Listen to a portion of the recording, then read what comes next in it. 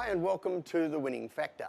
I'm Alan Aitken, and on this show each week we take a look at some upcoming races in Hong Kong and try to isolate an aspect of the race that we might look back on later as having been the key to finding the winner. Well, Sunday racing at Sha Tin, and the first race we're going to take a look at is race 6, and the winning factor here, the tempo. Now, I don't think we have too many legitimate chances of winning this race, and Joe Moreira's ride, Sky Show, really sticks out. Although there will be each way arguments made for horses like Sha Tin with the Claim, Chad Schofield's mount, Utopia Life, and perhaps even Sha Tin's mount, California Argent, who is a Hong Kong maiden but is racing well. And since this is the final meeting of the season that has dirt racing, I thought we'd take a little detour down the dirt path and have a look at some facts and figures surrounding the jockeys on this surface.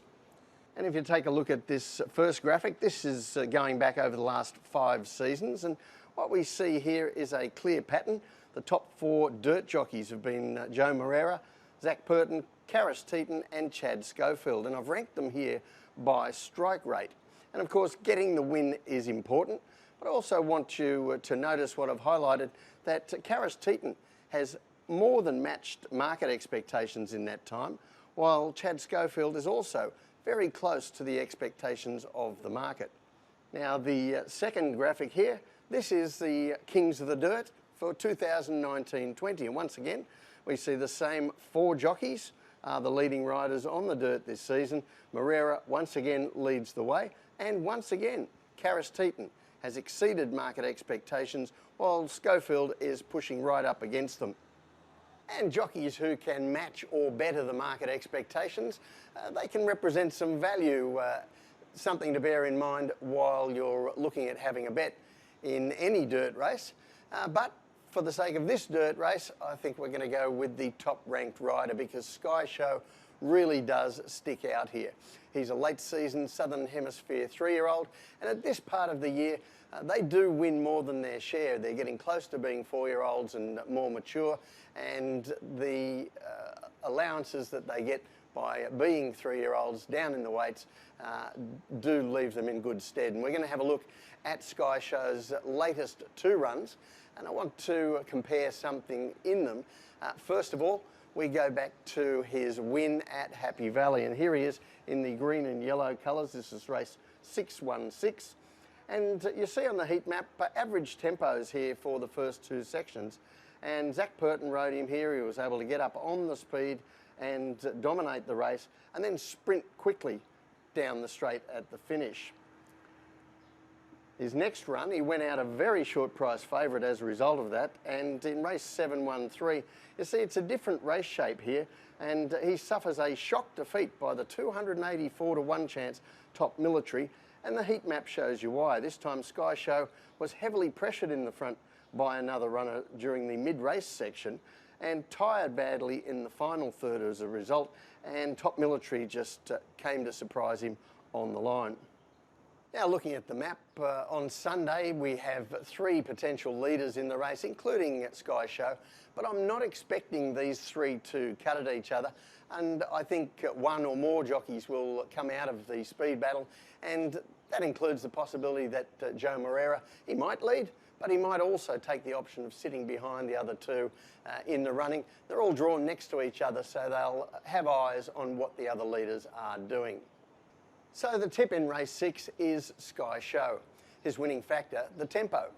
As we saw in his defeat at Happy Valley, he had to redline through the middle of the race. I'm not expecting that here. I think he'll get a kinder early and mid-race tempo, and that'll enable him to show that strength at the finish that we saw in his Happy Valley win. The other race we're going to take a look at is race 7, and our winning factor here, the map. Now, I think there are a few horses that will be given chances in this race. Hang's Decision is a last start winner at the course and distance.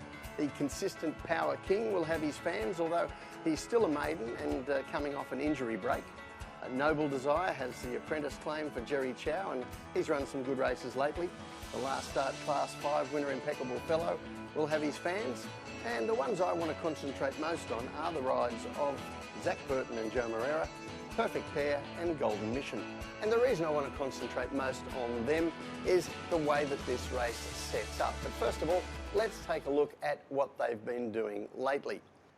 This is race 654, and he drew barrier 8 here at his first run for Jimmy Ting, 1200 metres, and he was unable to stay with the front runners over that distance from the gate. But you see him drift back in the pink colours. He gets out the back and then closing off strongly into 4th placing. And if we take a look at the heat map there, the strongest part of the race was the run down to the finish, and he was able to make up a lot of ground running good sectional times there. Now since then he's had another run, this time over 1400 metres at Sha Tin, gate 14 that time, and once again he got a long way back and was unable to get into the race. So we'll look more at that angle in a moment. But first of all, Golden Mission. And Golden Mission's latest run, also his second run for a new trainer, Michael Chang. The latest of them 2 weeks ago when he jumped okay from a middle gate, but there was quite a bit of speed underneath him in the early and middle stages, and Sha Tin was forced to ease back into the last 4 to get a comfortable position. He gets a bump rounding the home turn on the outside in the blue and red colours, and then he runs on for second behind the impressive Winning Brew.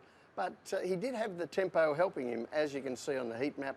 The early and middle stages did help the run on horses. So both horses have turned in some good performances without the races really mapping out well for them, and I think that will change for both of them on Sunday. So let's take a look at the map. And this is a race where there isn't an awful lot of speed. The lead is up for grabs. And while I don't think either Perfect Pair or Golden Mission is going to be in front, you see them there in barriers 1 and 5 with not a lot of pace in between them. And I think that means they'll be able to bounce out and land in comfortable runs much closer to the lead this time. And you see their main opponents here, the ones I mentioned earlier, many of them having wide gates to deal with or getting back too far this time. And that gives the edge to our 2 leading riders in Hong Kong, Moreira and Burton, to settle down and fight this out. But the tip in race 7 is Perfect Pair. His winning factor, the map.